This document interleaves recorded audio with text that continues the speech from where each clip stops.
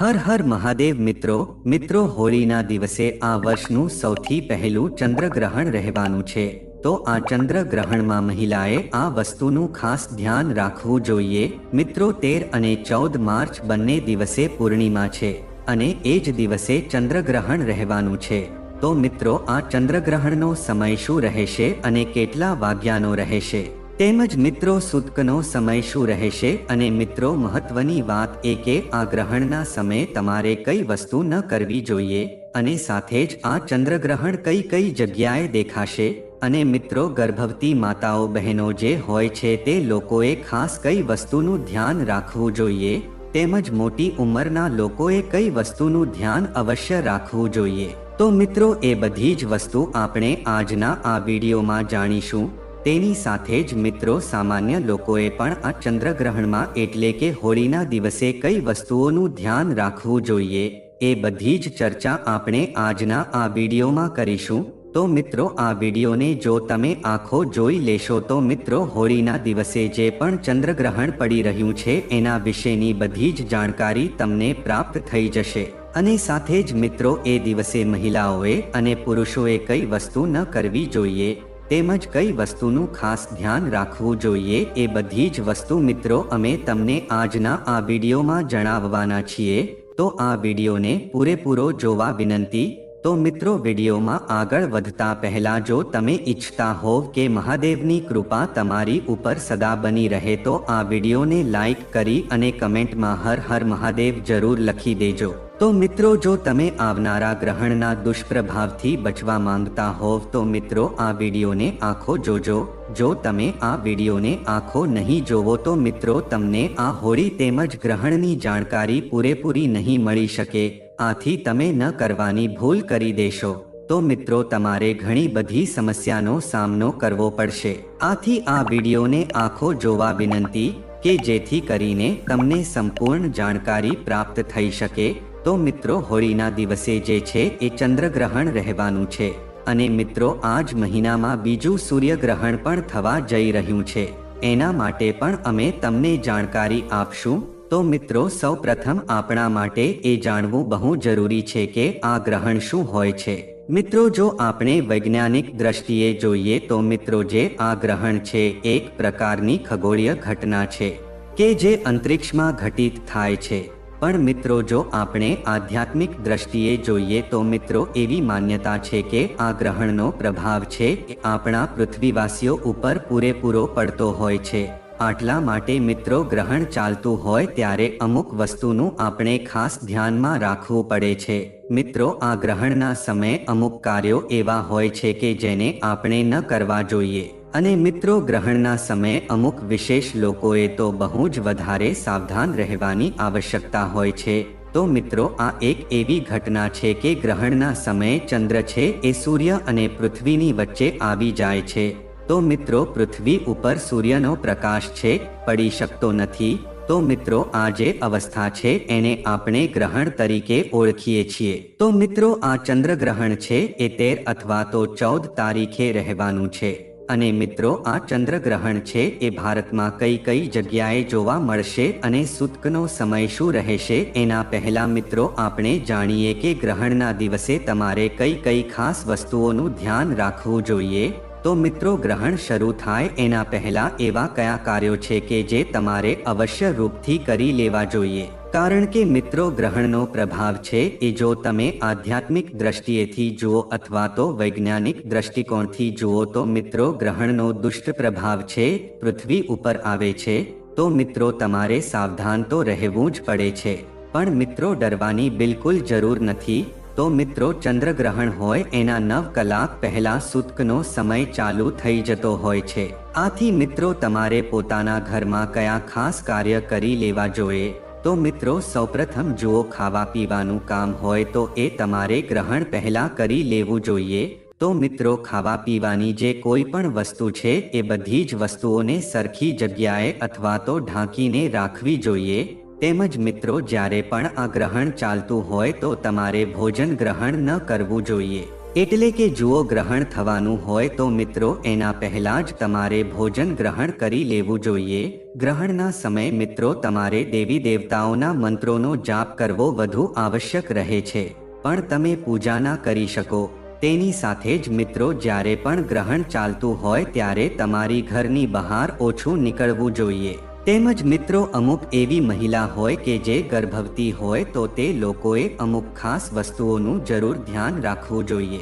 તેની સાથે જ મિત્રો અમુક એવી મહિલા હોય છે કે જે ગમે ત્યારે સ્નાન કરવાનું વિચારી લેતી હોય છે. તો મિત્રો જો ગ્રહણનો સમય હોય ત્યારે કોઈએ સ્નાન અથવા તો કોઈ પણ મહિલાએ વાળ ધોવા ન જોઈએ.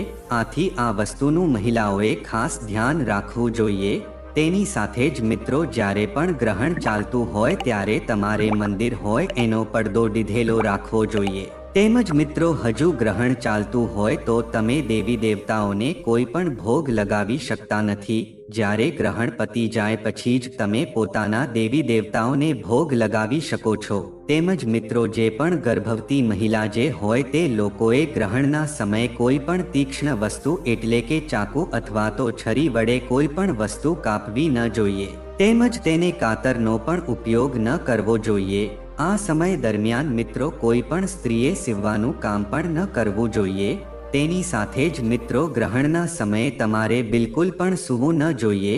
તેની સાથે જ મિત્રો ગ્રહણ ચાલતું હોય ત્યારે તમારે ધાર્મિક કથાઓનું શ્રવણ કરવું જોઈએ અથવા તો ધાર્મિક પુસ્તકોનું વાંચન પણ કરવું જોઈએ.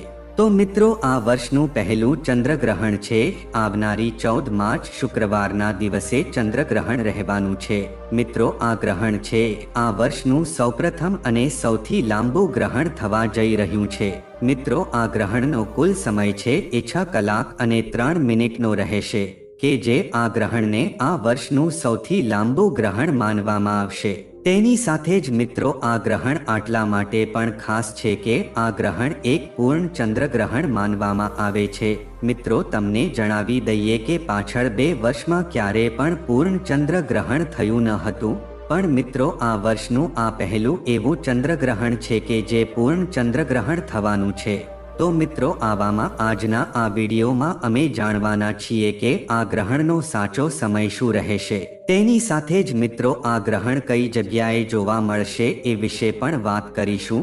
તેની સાથે જ મિત્રો આ ગ્રહણ છે એ ભારતમાં જોવા મળશે કે કેમ, તેની સાથે જ આપણે અમુક એવા ખાસ નિયમોનું ધ્યાન રાખવું જોઈએ. તો આવો એ વિશે આપણે વાત કરીએ. તો મિત્રો આ વિશેની જાણકારી મેળવીએ એના પહેલા જો મિત્રો તમે આ વિડીયોને લાઈક ન કર્યો હોય તો આ વિડીયોને એક લાઈક જરૂર કરી દેજો અને કમેન્ટ બોક્સમાં હર હર મહાદેવ જરૂર લખી દેજો કે જેથી કરીને મહાદેવની કૃપા તમને પ્રાપ્ત થઈ શકે. મિત્રો ચંદ્રમાને ભગવાન ભોળાનાથના મસ્તિષ્ક ઉપર એક વિશેષ સ્થાન પ્રાપ્ત છે.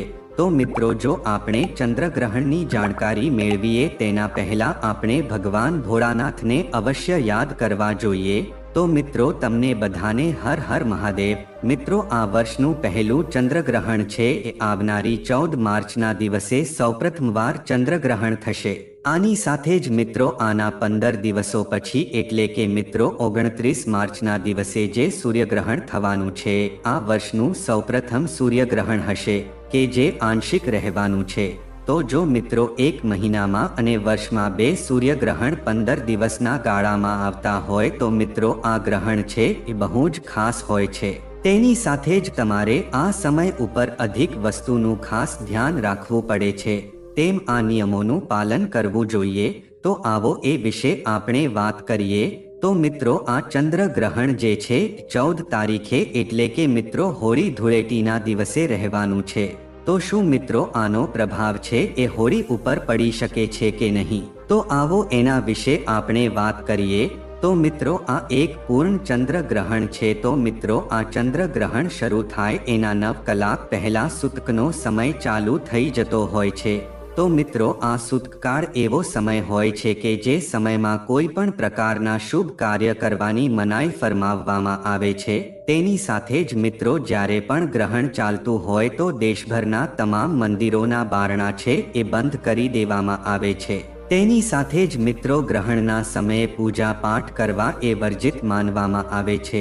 મિત્રો જ્યારે પણ ચંદ્રગ્રહણ ચાલતું હોય તો એના 9 કલાક પહેલા સૂતકનો સમય ચાલુ થઈ જતો હોય છે અને જ્યારે પણ સૂર્યગ્રહણ હોય એના 12 કલાક પહેલા સૂતકનો સમય શરૂ થતો હોય છે. તો મિત્રો આ ગ્રહણ છે એ બહારના દેશોમાં જોવા મળશે, પણ આ ગ્રહણ છે એ ભારતમાં જોવા નહીં મળી શકે. આથી મિત્રો આપણે એ વસ્તુ જાણી લેવી જોઈએ કે આ ગ્રહણનો પ્રભાવ છે એ ભારતમાં હોળીના દિવસે કોઈ પણ લોકો ઉપર આનો પ્રભાવ નહીં પડી શકે અને હોળીના દિવસે અમુક ખાસ વસ્તુનું પણ આપણે ધ્યાન રાખવું જોઈએ. તો મિત્રો હવે આપણે પુરુષો વિશે વાત કરીએ કે તે લોકોએ આ હોળી દરમિયાન જુઓ ચંદ્રગ્રહણ પડી રહ્યું છે તો તે લોકોએ કઈ વસ્તુનું ધ્યાન રાખવું જોઈએ.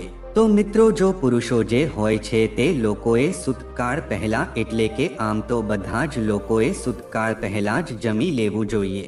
તેની સાથે જ મિત્રો ચંદ્રગ્રહણનો જે સમય હોય એ સમયમાં કોઈ પણ પ્રકારની દેવી દેવતાઓની પૂજા અર્ચના કરવાની મનાઈ કરવામાં આવે છે. તેની સાથે જ મિત્રો સ્નાન વગેરે જેવા કાર્યો છે એ આ સમયમાં તમારે ન કરવા જોઈએ. તેની સાથે જ મિત્રો આ હોળીનો તહેવાર જે છે એ બહુ જ પવિત્ર તહેવારો હોય છે. મિત્રો આ તહેવારો આપણી ભૂલોને ભૂલીને નવા સંબંધોની શરૂઆત કરવામાં આવે છે. હજી મિત્રો આ દિવસનું આપણે શાસ્ત્રોમાં પણ બહુ જ મહત્વ છે અને જો તમે હોળીના દિવસે દાન વગેરે જેવા કાર્યો કરો છો તો મિત્રો તમને ઉત્તમ ફળની પ્રાપ્તિ થઈ શકે છે. તેની સાથે જ મિત્રો હોળીના દિવસે કોઈ જરૂરિયાતમંદ વ્યક્તિને તમારે કોઈ પણ વસ્તુનું દાન અવશ્ય કરવું જોઈએ કે જેથી કરીને હોળી મૈયાના આશીર્વાદ તમને પ્રાપ્ત થઈ શકે છે.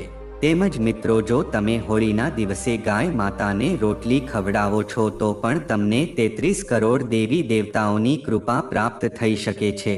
આથી જો હોળીના દિવસે તમારા ઘરના આંગણે ગાય આવે છે તો મિત્રો તમારા ઘરની સૌપ્રથમ રોટલી ગાય માતાને અવશ્ય ખવડાવવી જોઈએ કે જેથી કરીને તમને 33 કરોડ દેવી દેવતાઓના આશીર્વાદ એ પ્રાપ્ત થાય છે. તેમજ જો હોળીના દિવસે તમારા ઘરના આંગણે કોઈ ભિક્ષુક આવે છે તો મિત્રો તેને તમારે એમ જ ખાલી હાથ ન જવા દેવા જોઈએ.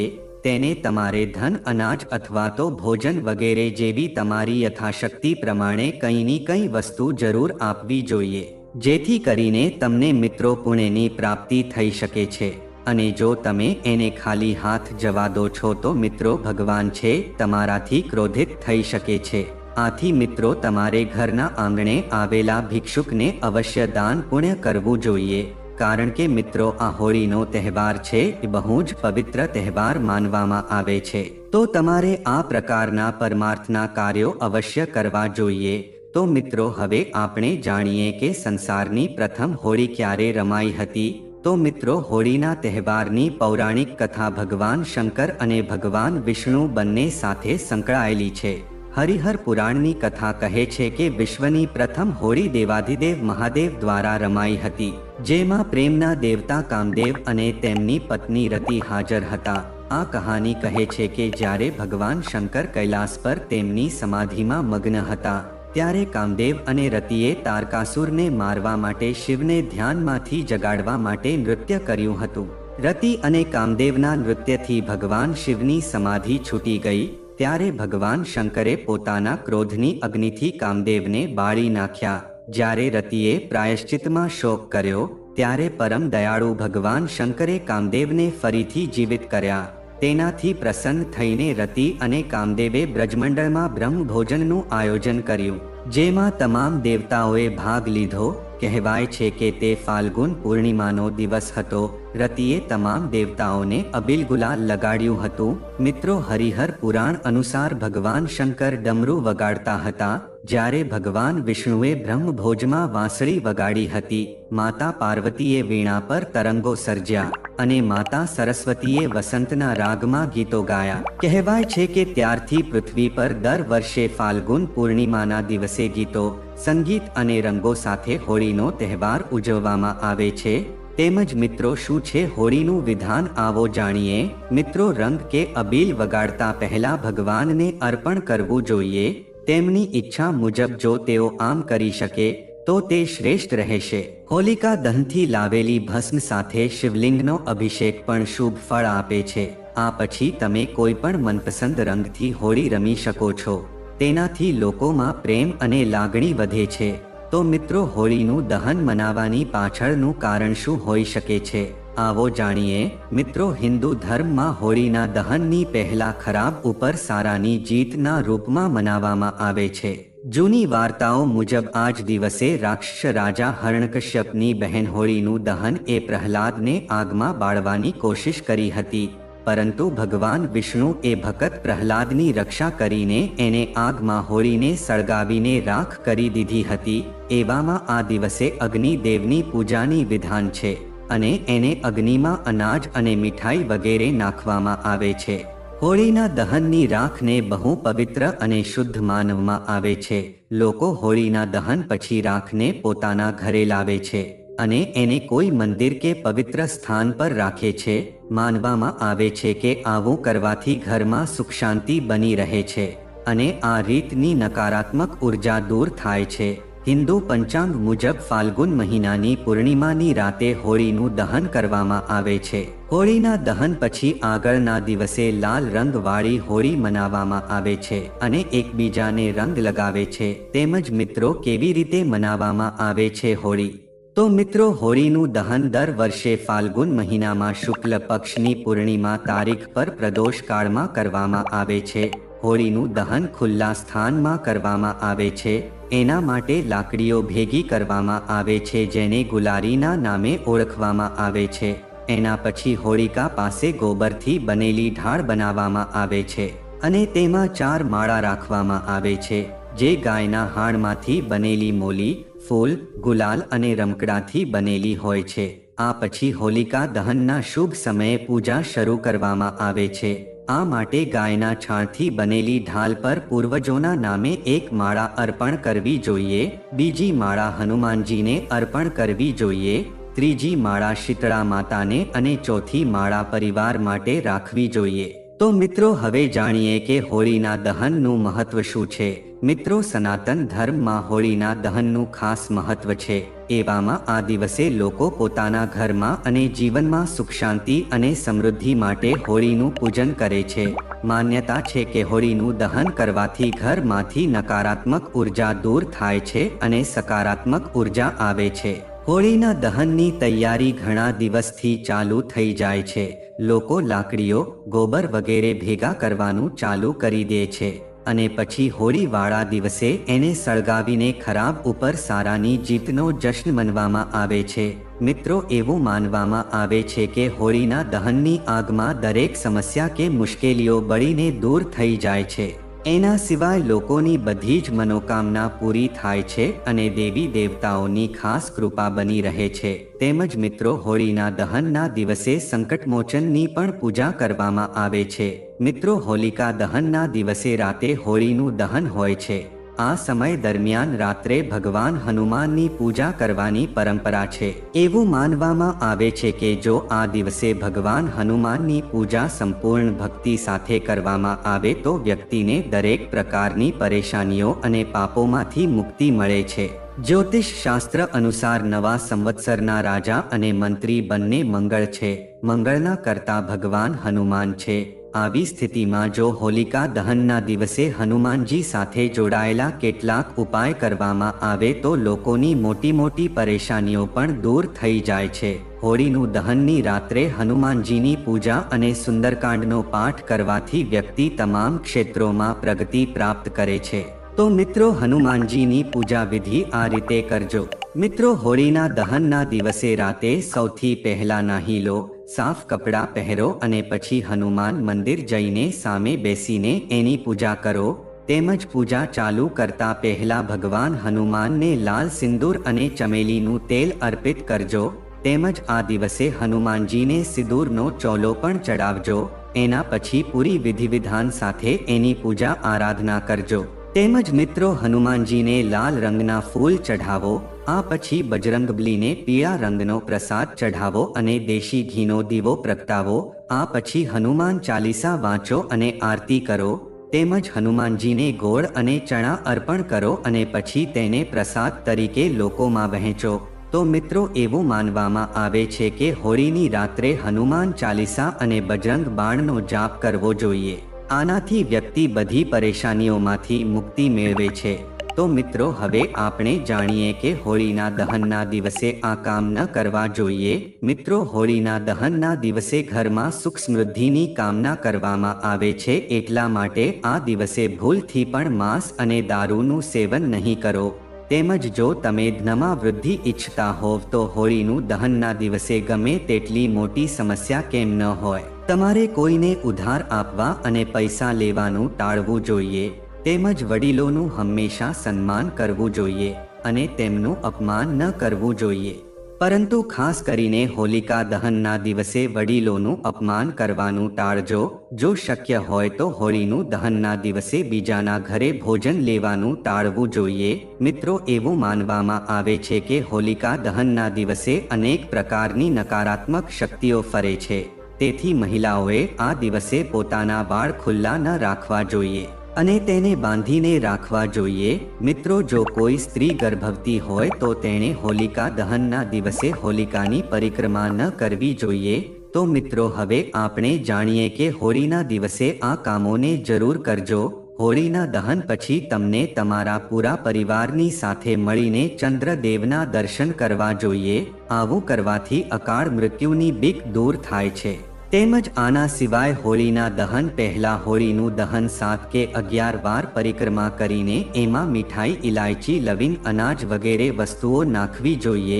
એમાં પરિવારના સુખમાં વધારો થાય છે. તો મિત્રો, જો આ માહિતી તમને ગમી હોય તો વિડીયોને લાઈક કરી અને ચેનલને સબસ્ક્રાઇબ પણ કરી દેજો કે જેથી કરીને અમે રોજ વાસ્તુશાસ્ત્રને લગતા વિડીયો લાવતા રહીએ. તમારો દિવસ શુભ રહે. મિત્રો, ધન્યવાદ.